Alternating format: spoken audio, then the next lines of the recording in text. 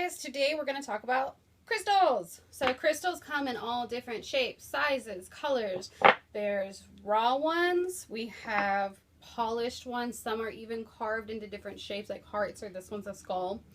So crystals all have their own specific energy, so we can use them for meditation, psychic ability, love, money, you name it, there's a crystal for it.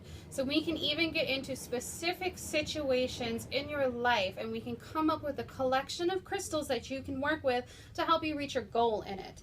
So most crystals, the easiest way for us to get them is through a metaphysical store, online, or even some health food stores have them. Crystals grow all around the world. Some are very common, some are very rare, like a diamond. So it just depends on what you want and what we're looking for. There's something for everybody's budget. Today specifically, I want to talk about cleansing crystals, because when you get a crystal, you don't know who's handled it, where it's been, and what kind of energies are attached to it. So what we're going to want to do is spiritually cleanse it before you start working with it, and that goes for any of your spiritual tools really. So I want to show you a couple different ways to go ahead and cleanse them today. So this goes for jewelry and pendulums as well, anything that has it in it. So the most basic way that I find really effective is just sea salt and water. You're going to take a bowl, throw some sea salt in. Very easy to find. Most of us will have it in our kitchen. If not, you can even find it at a grocery store for like $1. So just throw the sea salt in a bowl with some spring water preferably. If you don't have spring water, go ahead and use purified water. Pop your crystal in, leave it overnight, and let the salt water do its thing. A word of caution, there are some crystals such as selenite and howlite that are salt based. Salt-based crystals will dissolve in water, so we're going to find other ways to cleanse those. So just when you get a crystal, ask the clerk at the store that you're at if it's going to dissolve, and if it's a salt base, always just double check. So for crystals like selenite, an easy way to cleanse them is to throw them on your windowsill, balcony, really anywhere outside where they're not going to be disturbed, so that they can soak up the sunlight and moonlight a 24-hour period.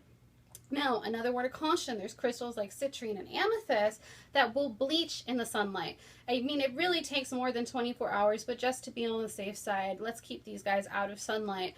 It doesn't change their spiritual properties or their power, it just cosmetically changes them. But let's face it, we want our crystals to be pretty, right? So, outside of the amethyst group and things like that, go ahead and leave it in the sunlight and the moonlight and let that cleanse it. And those are two very basic ways to do it. Now, really good trick, the quick and dirty way, is to smudge it. So just take your sage, light it, and just hold your crystal in the smoke. And that's going to be a way to do it in less than 5 minutes to cleanse your crystal. This is good if you want to use it right away for a ritual or protection or whatever you're doing. But I would try not to do this with all of your crystals, and just wait the night or the day and just really soak it in the sun or salt water. Now, another really, really powerful way to cleanse a crystal, but it does require a lot of patience, is to bury it. Because when we bury crystals in dirt, we're returning the energy to source and letting the earth completely neutralize it. So what you're going to do is you're going to bury it in the dirt from full moon to full moon, an entire month.